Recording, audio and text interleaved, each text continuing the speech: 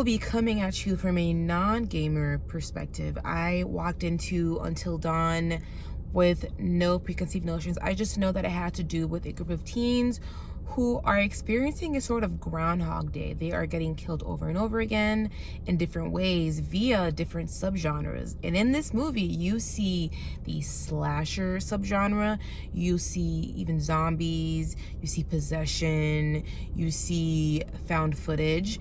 And I will say that is one of the things that I will say positively is the concept. I think the concept of this was ambitious and it sounds interesting. And I can't help it, with my little hopeful film lover heart, I'm just always a little bit hopeful, even though I know something might be getting some lukewarm reviews. So I do give props for the concept there. And then some of the performances were okay. And like I said, this movie is tackling a lot of horror subgenres. And for me, I did like some of the effects of the found footage part of it.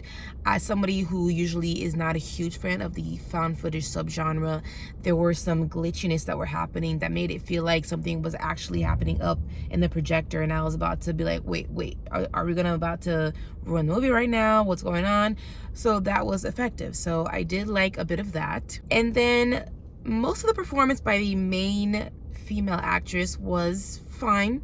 You know, she's not gonna be an all-time favorite final girl, but it was serviceable. And that's where my positives end, really, because for the most part, Until Dawn felt like it was a huge waste of my time.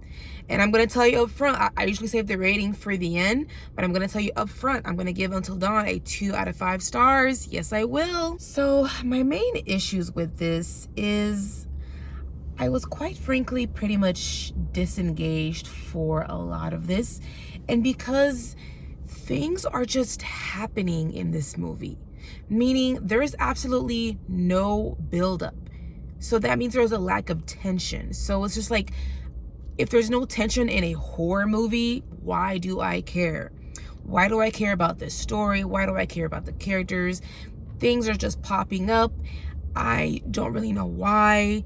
And so I just felt myself bored a lot of the times. And then for most of these jump scares you see coming, because this is very much kind of like, I guess, a love letter to horror movies, but I kind of see it as a hate letter, because as a horror loving fan, I did not like this. How do you take such an interesting concept and make it such a dull experience for me? You need to make me feel invested. I need to feel invested with the story, with the characters, but in this scenario, I just cared for neither of those things. Another aspect of this that had me super disengaged was the production design. So while watching this, I could not help but think of Halloween Horror Nights, because all of the production design felt like a watered down version of it. Okay, and so when you have different sets that feel just like a watered down version of Halloween Horror Nights, you have a very non-immersive theatrical experience. And there's nothing that I love more than a atmospheric horror film. If you're truly trying to make me feel scared, or you want me to have a good time, I want to be able to feel your world that you're creating on screen. And for this one, it's just so fake. It just feels like I'm watching people who are on a ride. So I did not feel very immersed in this. I very much felt like a bored bystander of Until Dawn. I can't stress this enough. I could have stayed home and enjoyed my couch with my dog instead of going out to go watch this video game adaptation. Heck, I could have gone seen Sinners for a third time. And then they try to go for some heartfelt moments in this, but because these characters kind of have no chemistry, we're not told really anything about their past, we're not given any glimpse into their background as this friendship group. And there's even there's even a storyline here with the main female character and her sister where we get one glimpse at something about them from the past, and then that's it.